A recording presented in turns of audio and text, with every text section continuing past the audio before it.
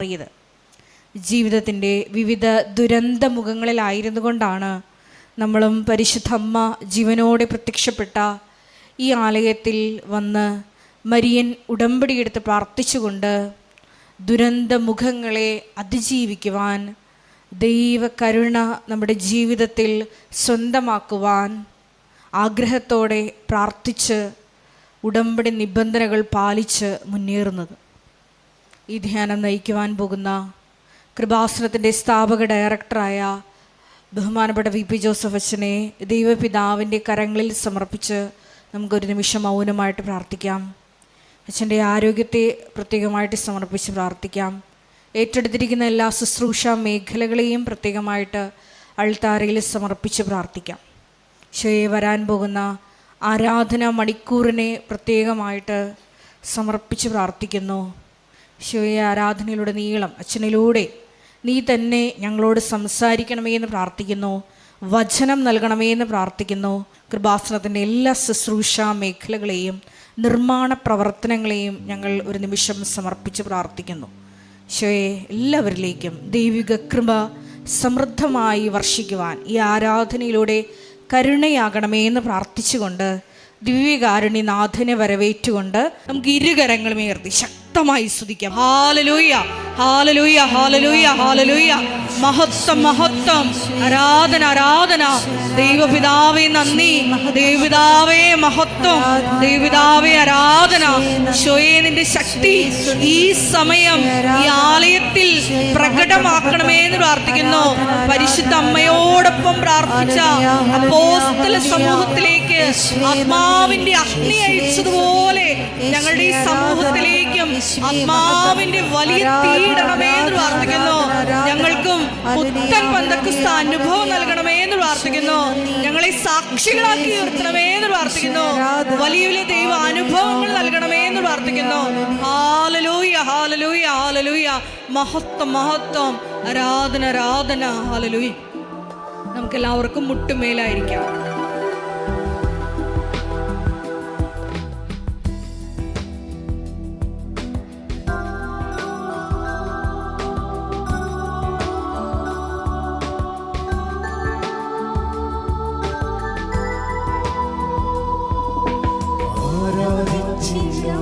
പരിശുദ്ധ പരമ ദിവ്യകാരുണ്യത്തിന് നേരവും ആരാധനയും സ്തുതിയും പുകഴ്ചയും ഉണ്ടായിരിക്കട്ടെ.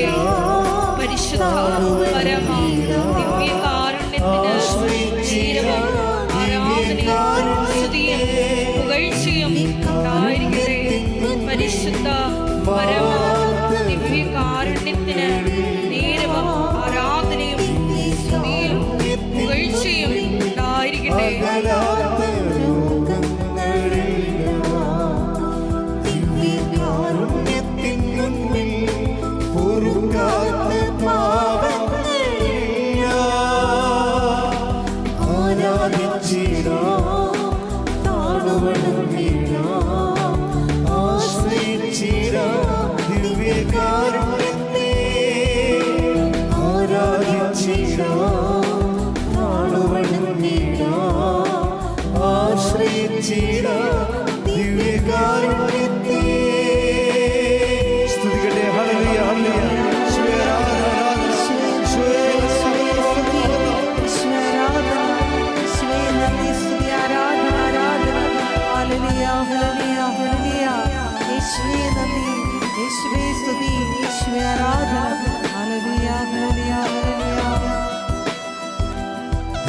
ദിവ്യകാരുണ്യത്തിൻ മുൻപിൽ തീരാത്ത ദുരിതങ്ങളില്ല.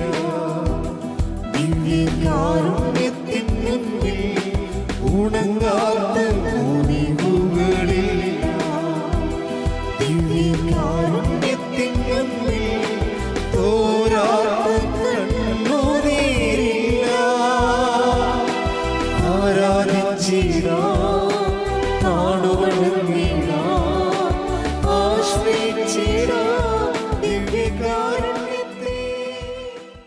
പരിശുദ്ധ പരമ ദിവ്യകാരുണ്യത്തിന് ആരാധനയും സ്തുതിയും പുകഴ്ചയും ഉണ്ടായിരിക്കട്ടെ. പരിശുദ്ധ പരമദിവ്യകാരുണ്യത്തിന് ആരാധനയും സ്തുതിയും പുകഴ്ചയും ഉണ്ടായിരിക്കട്ടെ. പരിശുദ്ധ പരമദിവ്യകാരുണ്യത്തിന് ആരാധനയും സ്തുതിയും പുകഴ്ചയും ഉണ്ടായിരിക്കട്ടെ. എൻ്റെ പ്രിയപ്പെട്ടവരെ, ഉടമ്പടി ധ്യാനം നമ്മുടെ ജനങ്ങളുടെ സാക്ഷ്യങ്ങളെ സുവിശേഷ വിഹിതമായി വിലയിരുത്തുമ്പോൾ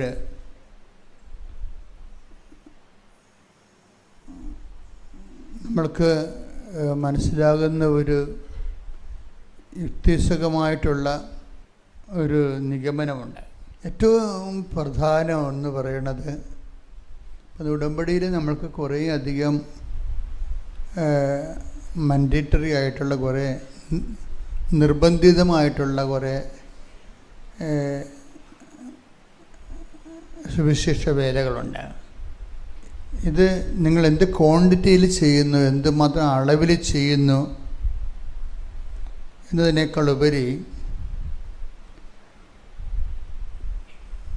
നിങ്ങൾ എന്തുമാത്രം ദൈവസ്നേഹത്തോടെ അത് ചെയ്യുന്നു എന്നതിലുള്ളതാണ് അതിൻ്റെ ക്വാളിറ്റേറ്റീവായിട്ടുള്ള അതിൻ്റെ ഗുണനിലവാരം എന്ന് പറയണത്. എന്നുവെച്ചാൽ എന്തുമാത്രം നമ്മൾ വർക്ക് ചെയ്യുന്നു. ഇപ്പോൾ നല്ലവണ്ണം സുവിശേഷ വേല ചെയ്യുന്ന ഒത്തിരി പേരുണ്ട്. അവരോട് അച്ഛന് പറയാനുള്ളത്, നിങ്ങൾ ക്വാണ്ടിറ്റേറ്റീവ്ലി എന്തുമാത്രം കൂടുതൽ ജോലി ചെയ്യുന്നു, അങ്ങനെ ചെയ്യാൻ കഴിയുന്നത് വലിയ അനുഗ്രഹമാണ്. പക്ഷേ ചെയ്യുന്ന ജോലി ദൈവസ്നേഹത്തോടെ ചെയ്യാം. പലർക്കും ചെയ്യണത് അവരുടെ നിയോഗ സ്നേഹത്തോടെയാണ് ചെയ്യണത്. അത് ഈ രാത്രിയും പകലും പോലെ വ്യത്യാസമുണ്ട്. നമ്മൾ പ്രേക്ഷിത നല്ല ശക്തമായി ചെയ്യുന്നുണ്ട്, രോഗികളെ പരിചരിക്കുന്നുണ്ട്, സുവിശേഷ വേല ചെയ്യുന്നുണ്ട്. പക്ഷേ ഇത് ക്വാണ്ടിറ്റേറ്റീവായിട്ട് ഇത് നല്ല ഒരു വോളിയം വർക്ക് നമ്മൾ ചെയ്യുന്നുണ്ട്. പക്ഷെ ചെയ്യുമ്പോൾ അത്രയും റിട്ടേൺസ് നമുക്കില്ല, അത്രയും വരുമാനം നിങ്ങൾക്ക് നിങ്ങൾ നടുവൊടിഞ്ഞ് ജോലി ചെയ്യുന്നു. പക്ഷേ നിങ്ങൾക്ക് അത്രയും റിട്ടേൺസ് ദൈവസന്നിധിയിൽ നിന്ന് അത്രയും പരിപാലന കിട്ടണ പോലെ നിങ്ങൾക്ക് തോന്നണില്ല. അതിൻ്റെ ഒരു കാരണം, നിങ്ങൾ ചെയ്യുന്ന ജോലി ഈ സ്വിച്ച് ചെയ്തിരിക്കുന്നത് നിയോഗവുമായിട്ടാണ്. അത് എല്ലാവരും ഒരു 80% ആൾക്കാരും ചെയ്യുന്ന എല്ലാ പ്രേക്ഷിത പ്രവർത്തനവും നിങ്ങളുടെ നിയോഗം നിറവേറാൻ വേണ്ടിയാണത് ചെയ്യണത്. ഒരു കുറച്ച് അങ്ങ് മുന്നോട്ട് പോകുമ്പോൾ ഈ നിയോഗവുമായിട്ടുള്ള നമ്മുടെ ബാന്ധവം ഒരു ഡൈവേഴ്സ് ചെയ്യണത് നല്ലതാണ്. നിങ്ങൾ ഡൈവേഴ്സ് ചെയ്യത്തുമില്ല, ചെയ്യാനുള്ളത് ചെയ്യത്തില്ല. നമ്മളൊരു മോചനം പ്രാപിക്കേണ്ടത് നിയോഗത്തിൽ നിന്നാണ്. നമ്മളിപ്പോൾ ഓരോ കാര്യങ്ങളും ആൾക്കാർ ചെയ്യുന്നില്ലേ, ആതുരാലയങ്ങളിൽ പോകുന്നു, അവിടെ താമസിച്ച് പോലും ജോലി ചെയ്യുന്നവരുണ്ട്. പക്ഷെ അതിനൊക്കെ ഇത്രയും റിട്ടേൺസ് കിട്ടിയാൽ പോരാ. കാര്യം അതെല്ലാം അസൈൻ്റെ വർക്കുകളല്ലേ, നമ്മൾ കണ്ടുപിടിച്ചതല്ലോ. കർത്താവ് പറഞ്ഞതുപോലെയല്ലേ ചെയ്യണത്, അവൻ പറയണത് പോലെയല്ലേ നമ്മൾ ചെയ്യണത് അല്ലേ. കർത്താവ് നമ്മൾ വചനം അറിയാത്തവ അറിയിക്കുന്നു, അത് അവൻ പറഞ്ഞതാണ്. ലോകം മുഴുവനും പോവുക, എല്ലാ സൃഷ്ടികളോടും സുവിശേഷം പ്രസംഗിക്കുക. അപ്പോൾ നമ്മൾ ചെയ്യുന്ന ആതുര സേവനങ്ങളിലും പ്രേക്ഷിത പ്രവർത്തനങ്ങളിലും എല്ലാം ഉടമ്പടി ഫോർമുല കറക്റ്റായിട്ട് ഫോളോ ചെയ്യുന്നുണ്ട്. പക്ഷെ നമ്മൾ വിചാരിക്കുന്നത്ര റിട്ടേൺസ് അതിൽ നിന്ന് നമ്മളെന്ന് പറഞ്ഞൊരു കാര്യമില്ല.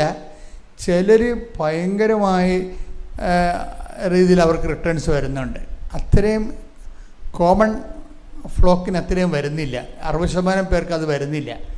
അതിൻ്റെ കാരണം നിങ്ങൾ ചെയ്യുന്ന അത്രയും ജോലി ടെക്നിക്കലായിട്ട് പോകുന്നുണ്ട്. ഒരു കാര്യം അതാണ് ടെക്നിക്കലായിട്ട്. എന്ന് വെച്ച് കഴിഞ്ഞാൽ ഉടമ്പടിയിൽ എടുത്തു, നമ്മൾ ഇത്രയും കാര്യം ചെയ്യേണ്ടതാണ്, അതുകൊണ്ട് മൻഡേറ്ററി ആയിട്ട് ഇത്രയും കാര്യങ്ങൾ നമ്മൾ ചെയ്യുന്നു. അതിന് സാങ്കേതികത്വം കൂടുതലാണ്. അത് ദൈവമായിട്ട് അക്കൗണ്ട് ചെയ്യണില്ലത്. കാര്യത്തിൽ നിങ്ങളുടെ നിയോഗത്തെയാണ് നിങ്ങളത് കണക്ട് ചെയ്യേണ്ടത്. നിയോഗത്തെ ഞാൻ ഈ ആദ്യം ഉടമ്പടി എടുത്തവരോടൊക്കെ കുറച്ച് ക്ഷമിക്കുമെങ്കിലും പുതുക്കിയ ആൾക്കാർ വഴക്ക് കേൾക്കാൻ സാധ്യതയുണ്ട്. പുതുക്കിയ ആൾക്കാരെന്ന് പറയുമ്പോൾ ആദ്യം എടുത്തവർക്ക് അതിൻ്റെ കാര്യങ്ങൾ അത്ര കണ്ട് പിടികിട്ടത്തില്ല. കുറച്ച് കഴിയുമ്പോൾ നമുക്ക് മനസ്സിലാകും നിയോഗം എന്ന് പറയുന്നത് അത് ദൈവത്തിന് ഏൽപ്പിച്ച കാര്യമാണ്. നമ്മൾ ചെയ്യണത് ദൈവത്തിൻ്റെ കാര്യമാണ് നമ്മൾ ചെയ്യണത്. ഇപ്പം നമ്മൾ ആരുടെ കാര്യമാണ് ചെയ്യണത്? ശരിക്കും പറഞ്ഞാൽ നിയോഗത്തിൻ്റെ കാര്യങ്ങളാണ് ചെയ്യണത്. ഇതാണ് കുഴപ്പം. നമ്മുടെ വിസ പ്രോസസ്സ് ചെയ്യാനോ ജപ്റ്റിനോട് മാറാനോ കല്യാണം വെക്കാനോ വേണ്ടി നമ്മൾ പത്രം കൊടുക്കുന്നു, അല്ലേ? സ്ഥലം വിൽക്കാൻ വേണ്ടി നമ്മൾ ആതുരാലയത്തിൽ പോയി രോഗികളെ പരിചരിക്കുന്നു. അപ്പം ഇതെല്ലാം വലിയ കാര്യങ്ങൾ ചെയ്തിരിക്കുന്നത് ഈ നിയോഗ ബന്ധിയായിട്ടാണ് ചെയ്തിരിക്കുന്നത്. അപ്പോൾ ദൈവത്തിന് അതിൽ ഒരു ഹാജർ വെക്കേണ്ട കാര്യമില്ല. കാര്യം എന്താണ്? അത് ദൈവമായിട്ട് ഡയറക്റ്റ് ബന്ധമില്ല. അവിടെ നിയോഗത്തിന് വേണ്ടി അവർ ചെയ്യണ കാര്യങ്ങളാണ്. അവിടെയാണ് ഒരു പ്രശ്നം. അവിടെ നിയോഗത്തിന് വേണ്ടി അവർ ചെയ്യണ കാര്യങ്ങളാണ്. നിയോഗം നടന്നില്ലെങ്കിൽ അവർ ആ പ്രേക്ഷിത പ്രവർത്തനം ഉഴപ്പും. അത് ദൈവത്തിന് അറിയാവുന്ന കൊണ്ട് നിങ്ങൾ ഇതിൻ്റെ അകത്ത് ഈ ശതമാനക്കണക്കിന് നമുക്ക് റിസൾട്ട് വരുന്നില്ല. അപ്പോൾ എപ്പോഴും ചെയ്യേണ്ടത് ഈ സ്വിച്ച് ഓവർ ചെയ്യാൻ നോക്കണം. എന്ന് വെച്ച് കഴിഞ്ഞാൽ എന്തുകൊണ്ട് ഞാൻ പത്രം കൊടുക്കുന്നു? ഒത്തിരി പാടുള്ളതിനെ എന്താണ്? എനിക്ക് ദൈവത്തോട് സ്നേഹമുള്ളത് കൊണ്ട്. അത്രേ ഉള്ളൂ. ഒത്തിരി പാടുള്ളത്. അല്ല ഞാൻ ഉടമ്പടി എടുത്തുകൊണ്ടെന്ന് പറയരുത്. അപ്പോൾ വിഷയം മാറി. എന്തിനാണ് നീ വെളുപ്പിന് എഴുന്നേറ്റ് 5:30 ഈ പ്രത്യക്ഷ പ്രാർത്ഥന കൂടണത് എന്ന് ചോദിച്ചു കഴിഞ്ഞാൽ എനിക്ക് PSCയിൽ റാങ്ക് ലിസ്റ്റിൽ പേര് വരാൻ എന്ന് പറഞ്ഞാൽ ഇതും ദൈവമായിട്ട് യാതൊരു ബന്ധവുമില്ല. എന്തിനാണ് നിങ്ങൾ 5:30 മണിക്ക് എഴുന്നേറ്റ് പ്രത്യക്ഷ പ്രാർത്ഥന ചെല്ലണമെന്ന് ചോദിച്ചാൽ നിങ്ങളുടെ ഉത്തരം ഉടമ്പടി എടുത്തുകൊണ്ടാണെന്നുമല്ല. എന്തിനാണ് നിങ്ങൾ 5:30 മണിക്ക് എഴുന്നേറ്റ് പ്രത്യക്ഷ പ്രാർത്ഥന ചെല്ലണമെന്ന് ചോദിച്ചാൽ അത് ഞാൻ ഉടമ്പടി എടുത്തുകൊണ്ടാണെന്ന് പറഞ്ഞാലും ആൻസർ ശരിയല്ല. അതിൻ്റെ ആൻസർ പിന്നെ എന്താണ്? അതിൻ്റെ ആൻസർ എന്ന് പറയണത് കൃപാസനത്തിൽ 2004 ഡിസംബർ 7 അമ്മ പ്രത്യക്ഷപ്പെട്ടു. അമ്മ പറഞ്ഞതാണ് ദുരന്തം ഉണ്ടാകുമ്പോൾ പ്രാർത്ഥിക്കണം. അതുകൊണ്ട് എന്ത് പ്രാർത്ഥിക്കണം? മാനവരാശി. അതിന് അമ്മ തന്നതാണ് ഉടമ്പടി. അതുകൊണ്ട് മാതാവിൻ്റെ പ്രത്യക്ഷീകരണം സഭ ഏറ്റെടുക്കാൻ വേണ്ടിയാണ് ഞാൻ 5:30 മണിക്ക് എഴുന്നേൽക്കുന്നത്. അതാണ് എൻ്റെ ഉത്തരം. മാതാവിൻ്റെ പലരും 5:30 മണിക്ക് എഴുന്നേൽക്കുന്നത് അവർ വിസ പ്രോസസ്സ് ചെയ്യാൻ വേണ്ടിയാണ്. അതുകൊണ്ട് ഇത് വർക്കൗട്ട്, ആ തീ കൊണ്ട് ഈ ചേന വർക്ക് വേഗത്തില്ല. അതാണ് പ്രശ്നം. ഓരോ കാര്യങ്ങളും അതാണ് ഉടമ്പടി ധ്യാനം എന്ന് പറയുമ്പോൾ. ഉടമ്പടി ധ്യാനം നിങ്ങൾ കൂടണമെന്ന് പറഞ്ഞതിൻ്റെ കാരണം ഉടമ്പടി ധ്യാനത്തിലൂടെയാണ് ക്ലാരിഫിക്കേഷൻസ് വരണത്. നമ്മൾ ചെയ്യുന്നതിൻ്റെ ക്ലാരിഫിക്കേഷൻസ് വരണത്. ആർക്കെങ്കിലും എന്തെങ്കിലും മറ്റെവിടേക്കൊന്ന് കേട്ട് ഉടമ്പടി ചെയ്യുന്നതിനൊരു പരിധിയുണ്ട്. കാര്യം നിങ്ങൾ അറിഞ്ഞതല്ലേ നിങ്ങൾ മറ്റവർക്ക് കൊടുക്കത്തുള്ളൂ. അപ്പോൾ അതിനകത്ത് സത്യാവസ്ഥ ഉണ്ടാകത്തില്ല. അപ്പോൾ അതുകൊണ്ട് തന്നെ ഉടമ്പടി ധ്യാനമാണ് ഇതിൻ്റെ മർമ്മം എന്ന് പറയുന്നത്. നിങ്ങൾ കുറച്ച് പേര് ഇവിടെ ഇപ്പം ധ്യാനം കൂടുന്നുണ്ട്. പക്ഷേ ഉടമ്പടി ധ്യാനം 2 ലക്ഷം പേരെങ്കിലും കൂടുന്നുണ്ട്. ചിലപ്പോൾ സമയത്ത് 2,40,000 പേരാണ് ഉടമ്പടി ധ്യാനം ചൊവ്വാഴ്ച ഓൺലൈനിൽ കൂടുന്നത്. യൂട്യൂബിൽ മാത്രം അത്രയും പേര് 2,40,000 പേര് ഓരോ ആഴ്ചയിലും ഉടമ്പടി ധ്യാനം കൂടുന്നുണ്ട്. അപ്പം നിങ്ങളിപ്പോൾ 2,000 പേര് ഇവിടെ ഈ ധ്യാനം കൂടിയാലും നിങ്ങൾക്ക് കൂടുതൽ മനസ്സ് നിറഞ്ഞു നിൽക്കാൻ വേണ്ടി ഈ സാധനം ഒന്നുകൂടി യൂട്യൂബിൽ കൂടുന്നത് നല്ലതാണ്. അതിൻ്റെ കാരണം വെച്ച് കഴിഞ്ഞാൽ ഇതിൻ്റെ മുഴുവനും നോഹൗ, ഇതിൻ്റെ എൻജിനീയറിങ് മുഴുവനും ഇരിക്കുന്നത് ഉടമ്പടി ധ്യാനത്തിലാണ്. അതിൻ്റെ എൻജിനീയറിങ് അറിയാതെ നമ്മൾ പിന്നെ മെക്കാനിക്കലായിട്ട് ഈ വിഷയം ചെയ്തുകൊണ്ട് ഇതിൻ്റെ മുഴുവനും ഫലം നമുക്കുണ്ടാകത്തില്ല. കാര്യം ഇത് അറിയണ്ടേ. ഇപ്പം ഞാൻ നിങ്ങളെന്താ പറഞ്ഞത്? നിങ്ങൾ ഒരിക്കലും നിയോഗത്തെ ഈ നമ്മളുടെ പ്രേക്ഷിത പ്രവർത്തനത്തെയും ആതുര സേവനത്തെയും നിയോഗവുമായി കണക്ട് ചെയ്യരുത്. നമ്മൾ ചെയ്യേണ്ട നിയോഗത്തെ ദൈവവുമായിട്ട് കണക്ട് ചെയ്യാൻ വേണ്ടിയാണ് നമ്മൾ ശ്രദ്ധിക്കേണ്ടത്. അത് ചെയ്യണമെങ്കിൽ why should I hear you? ദൈവത്തിൻ്റെ ഭാഗത്തുനിന്ന് ചിന്തിച്ചാൽ എന്തുകൊണ്ട് നിങ്ങളെ മെറിറ്റില്ലാതെ സഹായിക്കണം? ഉടമ്പടിയുടെ മെയിൻ സംഭവം എന്താ? Not by merit but by grace. എന്തുകൊണ്ട് ദൈവത്തിൻ്റെ ഭാഗത്ത് ദൈവത്തിൻ്റെ ഏറ്റവും വലിയൊരു വാഗ്ദാനമാണ് നിൻ്റെ യോഗ്യതയല്ല എൻ്റെ കൃപ കൊണ്ടെന്ന്. അപ്പോൾ നമ്മൾ എന്തിനാണ് ഉടമ്പടി എടുക്കുന്നത്? യോഗ്യതയുള്ളവരാരും വന്ന് ഉടമ്പെടുക്കേണ്ട ഒരു കാര്യമില്ല. അവരുടെ യോഗ്യതയുമായിട്ട് പോയാൽ മതി. അവർ പിന്നെ ചില ആൾക്കാർ യോഗ്യത കൊണ്ട് എടുക്കുമ്പോൾ അവർ പ്രാധാന്യം കൊടുക്കുന്നത് എന്തിനായിരിക്കണം? ദൈവ തിരുസന്നിധി നിങ്ങളുടെ ഇൻറ്റിമസി വർദ്ധിപ്പിക്കാനാണ് പ്രാധാന്യം കൊടുക്കേണ്ടത്. Why should I hear you? എന്തുകൊണ്ട് ഞാൻ നിന്നെ കേൾക്കണം എന്ന് ദൈവം ചോദിച്ചാൽ നമുക്ക് കൃത്യമായിട്ട് കോൺക്രീറ്റ് ആൻസർ വേണം. Because I sincerely love you. അതാണ് ഉത്തരം. ഞാൻ ആത്മാർത്ഥമായി നിന്നെ സ്നേഹിക്കുന്നു. അല്ല ഞാൻ ഉടമ്പെടുത്ത് പത്രം കൊടുത്തു എന്നല്ല പറയേണ്ടത്. Why should I hear you? എന്തുകൊണ്ട് ഞാൻ നിങ്ങളെ കേൾക്കണം? കാര്യം എന്താണ്? നിങ്ങൾ വെച്ചിരിക്കുന്നത് 100% ഗ്രേസിലുള്ള വിഷയമാണ്. വെച്ച് കഴിഞ്ഞാൽ നമ്മളുടെ മെരിറ്റ് ലൂസാകുന്ന സമയമുണ്ട്. കാര്യം ഈ ലോകത്തിലുള്ള മുഴുവനും ആൾക്കാർക്ക്